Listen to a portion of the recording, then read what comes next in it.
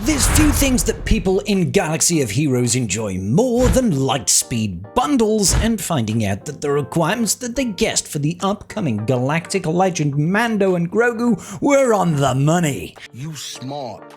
Well, we've had confirmation of two of these things. First, a new set of Lightspeed bundles is coming to the game, and secondly, we have got the second set of requirements that are for Galactic Legend, Mando, and Grogu. Let's take a look. Welcome back, ladies and gentlemen of the tribe, to another Galaxy of Heroes video with me, your bold boy Scribe. How the devil are we all doing today? I hope we're fantastic. I hope we're beautiful. I know we are. You're looking great.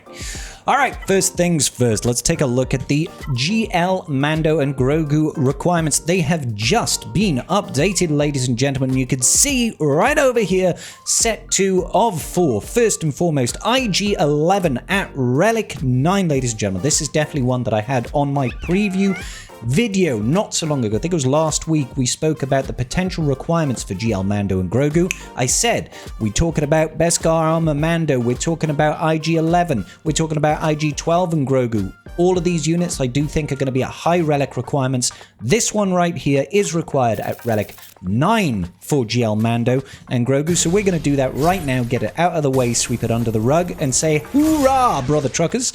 We are straight all the way there. 2 out of 4. Done it. GL, Mando, and Grogu, they are there already. Thank you kindly. Oh, looks like I got myself hunted.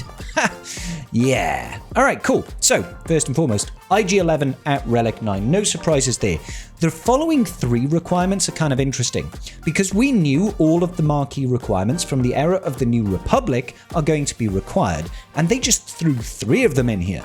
Maybe it's because we already know they're coming and they just want to get them out of the way.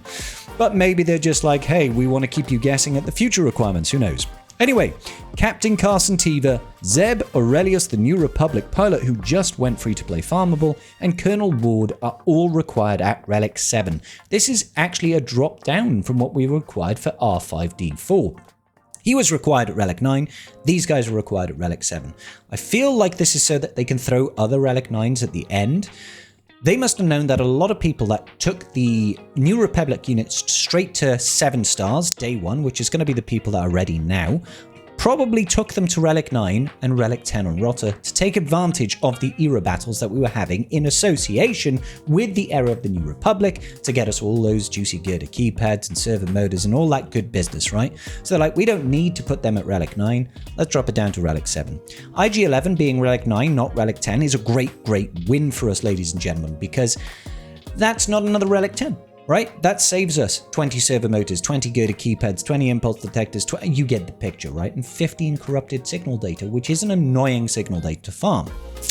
So, does this mean that the remaining 8 requirements that we have yet to have are going to have no Relic 10s? I would not bet on it, okay? I have a feeling we are probably going to have 1, maybe 2 more Relic 10s here. If I were to guess, it would be Beskar Armor Mando, maybe either IG-12 and Grogu, or Grogu and the Anzellans that we just got in this era of the New Republic. That is still required. Snowtrooper Operative is definitely still required. And then it's going to be any number of a dozen characters that introduced themselves or were a pivotal role in Mando and Grogu's story. It could be loads. Bo-Katan Mandalore, Bo-Katan Kryze, it could be Queel, it could be Moff Gideon, it could be DTMG, it could be... There's like dozens upon dozens of Dad Bod Boba, for goodness sake. You know, there are so many characters. It could even be Cobb Vanth, right? Like, there's loads of characters that could be requirements for this, and they're going to be anywhere in the region, if I were to guess, from Relic 7 to Relic 9 to Relic 10, you know? So, as soon as we find out more, probably in about 3 weeks' time, I will be here to share that news with you and give you my unfiltered thoughts, candid thoughts. Now, let's talk a little bit about Lightspeed bundles because we have had 3 of them just data mined. Let's check it out. If we head over here to the wonderful Swugger Events Discord server, you can see 3 separate Lightspeed bundles have been data mined, and this one should need no introduction. First and foremost, we've got our wonderful man, Mr. Ezra Bridger Exile, still one of the top Conquest units, even post his nerf. what he's really done is highlighted just how good GL Ahsoka can actually be. He is a great unit, and he's one of the 3 that we are getting. Now, CG often does this. They often get a Conquest unit from about 3 cycles ago, and they throw them in a solo Lightspeed bundle. So it's not really a bundle, it's more of a token, really.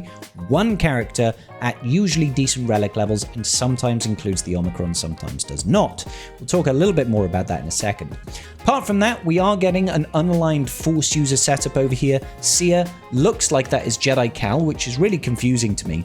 And then we've got Ahsoka Tano Fulcrum. So, the reason this one confuses me is because, historically speaking, they don't tend to put legendary units into Lightspeed bundles, but that is clearly Jedi Cal. You can tell by the fact that he's wearing that vest jacket with the lapel, and, he happens to have a lightsaber in his hand, which, is usually a good indicator. But that is definitely Jedi Cal, not OG Cal.